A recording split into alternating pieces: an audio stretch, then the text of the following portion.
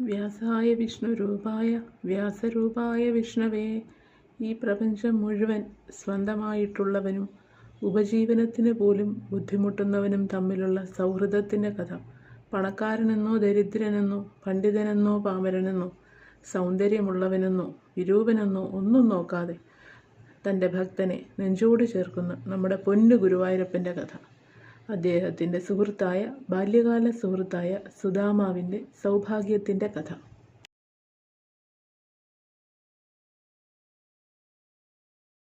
ഒരു കാലം വരെയും സഹിച്ച ദാരിദ്ര്യത്തിനും സങ്കടങ്ങൾക്കുമുള്ള മറുപടിയായി ആ സാക്ഷാൽ പരബ്രഹ്മത്തെ തന്നെ വാരിപ്പുണരാൻ സാധിച്ച പുണ്യാത്മാവിൻ്റെ കഥ. ഭഗവാന്റെ വിദ്യാഭ്യാസ കാലത്ത് സാന്ദീപനി മഹർഷിയുടെ ആശ്രമത്തിലുണ്ടായിരുന്ന സതീർത്ഥ്യനാണ് പിന്നീട് കുചേലൻ എന്ന പേര് വീണ സുദാമാവെന്ന ബ്രാഹ്മണ ബാലൻ. ഒരിക്കൽ ദാരിദ്ര്യം സഹിക്കാതായപ്പോൾ സുദാമാവിൻ്റെ പത്നി പറഞ്ഞു അത്രേ, ചെന്താർമാനിനി കാന്തൻ നമുക്ക് ബന്ധുവാണെന്നല്ലോ അങ്ങ് നിത്യവും പറയുന്നത്.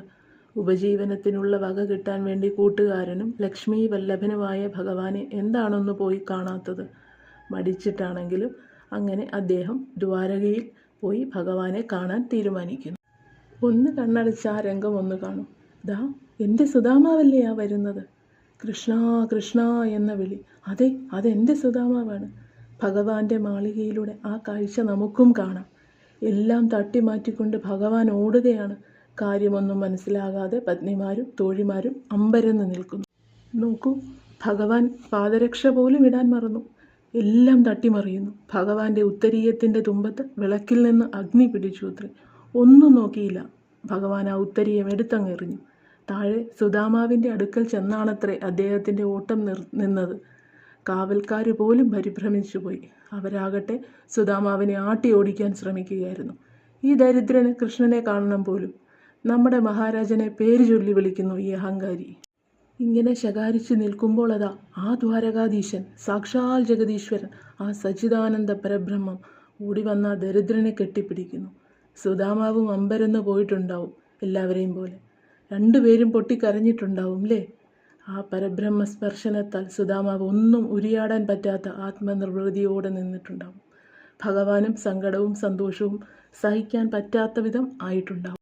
പിന്നത്തെ പൂരം പറഞ്ഞറിയിക്കണോ? സപ്രപഞ്ചക്കട്ടിലിരുത്തുന്നു, കാല് കഴിയിക്കുന്നു, വെഞ്ചാമരം വീശുന്നു, വിശേഷം ചോദിക്കുന്നു, അവൽപ്പൊതി കണ്ടുപിടിക്കുന്നു. കൃഷ്ണ, ഭഗവാന്റെ സ്നേഹത്തിൽ അലിഞ്ഞ് ആ സാധു ഇല്ലാതായി കാണും. പിറ്റേന്ന് യാത്ര പറയുമ്പോഴും ആ പാവം സുദാമാവ് ഒന്നും ചോദിച്ചില്ല, ഒരു ദുഃഖവും പങ്കുവച്ചില്ല, ഒരു ദാരിദ്ര്യവും പറഞ്ഞ് കരഞ്ഞില്ല. അദ്ദേഹത്തിന് ഒന്നും തന്നെ വേണ്ടായിരുന്നു. അതിദരിദ്രനായ എന്നെ ആ ലക്ഷ്മി വല്ലഭൻ ആലിംഗനം ചെയ്തു. അതിൽ പരം എന്താണ് എനിക്ക് വേണ്ടത്?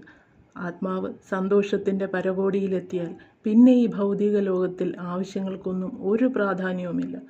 പക്ഷേ കണ്ണൻ എല്ലാം അറിഞ്ഞ് ചെയ്യുന്നവനാണ്. പിന്നീട് സുദാമാവ് പോലും വിചാരിക്കാത്തത്ര വാരിക്കൊരു കൊടുത്തില്ലേ നമ്മുടെ പൊന്നു ഗുരുവായൂരപ്പൻ, ആ കള്ളക്കണ്ണൻ. അല്ലെങ്കിലും ഇങ്ങനെയാണ്, ആഗ്രഹിക്കുന്നതെല്ലാം തട്ടിത്തെറിപ്പിക്കും. അവസാനം നമുക്കൊന്നും വേണ്ട എന്നാകുമ്പോൾ എല്ലാം കൊണ്ടുതരും. നീ എടുത്തോ എന്നും പറഞ്ഞു. പക്ഷേ അപ്പോഴേക്കും നമ്മൾ പറയും, എനിക്ക് നിന്നെ മതി കണ്ണ, നിന്നെ മാത്രം മതി, മറ്റൊന്നിലും മോഹമില്ല എന്ന്. അപ്പോൾ കണ്ണൻ്റെ ഒരു ചിരിയുണ്ട്, നമ്മൾ അലിഞ്ഞില്ലാതാവുന്ന ഒരു ചിരി. ഞാൻ നിൻ്റേതാണ് എന്ന് പറയുന്ന, നമ്മളെ ഭ്രമിപ്പിക്കുന്ന ഒരു ചിരി. അതെ, ഞാൻ നിൻ്റേതാണ് കണ്ണ, നിൻ്റേത് മാത്രം, നിന്നെ മാത്രം മതി കണ്ണ, എനിക്ക് നീ മാത്രം മതി.